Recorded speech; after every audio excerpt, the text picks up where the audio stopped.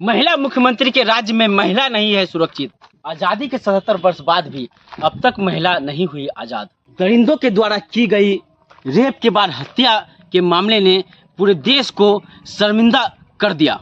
पूरे देश में डॉक्टर्स के विरोध के बाद रेप के बाद हत्या का मामला अब पश्चिम बंगाल पुलिस के हाथ से सीबीआई को सौंप दिया गया है, जिसमें एक व्यक्ति को शक के आधार पर गिरफ्तार भी कर लिया गया है। पर परिजनों का यह आरोप है कि जो रेप की घटना है वह आम घटना नहीं है, उस घटना में कई लोग भी शामिल हो सकते हैं। परिवार का यह भी आरोप है कि जब परिवार के द्वारा पीड़ित को देखने की मांग की गई थी, पर उस परिवार को 3 घंटे डॉक्टर्स के द्वारा रोक दिया गया, यानी कि सरकारी अस्पताल के जो प्रबंधक है उनके द्वारा उन्हें 3 घंटा बाहर में खड़ा कर दिया गया और परिवार को जो महिला डॉक्टर से मिलने नहीं दिया गया।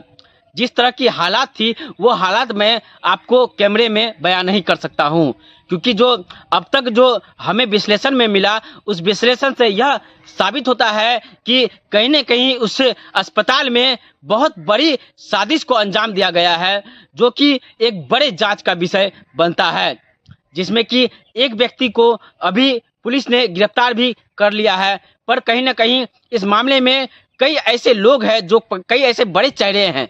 देश का एक ऐसा राज्य पश्चिम बंगाल जहां पर कई वर्षों से महिला मुख्यमंत्री होने के बावजूद भी वहां पर आज तक देश की महिला अपने आप को क्यों नहीं पूरी तरह आज़ाद महसूस कर रही है।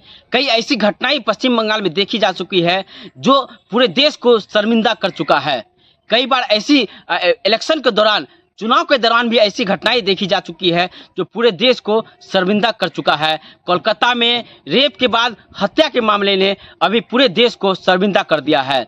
पश्चिम बंगाल में ममता दीदी के सरकार के तहत न मां, न माटी, न मानुष सुरक्षित है। जिस प्रकार से एक शव बरामद हुआ है एक महिला जूनियर डॉक्टर का एक सरकारी अस्पताल में, वो भी सेमिनार हॉल में उनकी ड्यूटी के बाद आरजी कर मेडिकल कॉलेज में, उसमें पता चलता है कि उनके साथ बलात्कार और फिर उनकी हत्या की गई है। परिवार का भी यही कहना है, जो रिपोर्ट सामने आई है उससे भी यही प्रतीत होता है।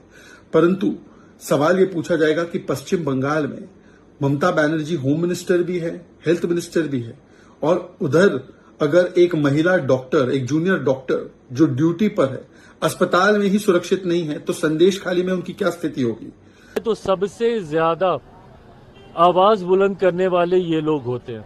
मुझे ताज्जुब है कि जहां की मुख्यमंत्री एक महिला हो, वो मुख्यमंत्री इसके ऊपर खामोश रहती है। इनकी तमाम महिला सांसद इसके ऊपर खामोश रहती हैं, और देश के किसी और कोने में अगर ऐसी घृणित घटना को अंजाम दिया जाता तो सबसे पहले ये लोग मुखर होते हैं। ऐसे में दूसरे का जुर्म होता है, और जब वही छींटे आपके ऊपर आते हैं तो आप उसको छुपाने का आप काम करते हैं। जब ये दोहरी रणनीति चलती है, ऐतराज इस बात से होता है।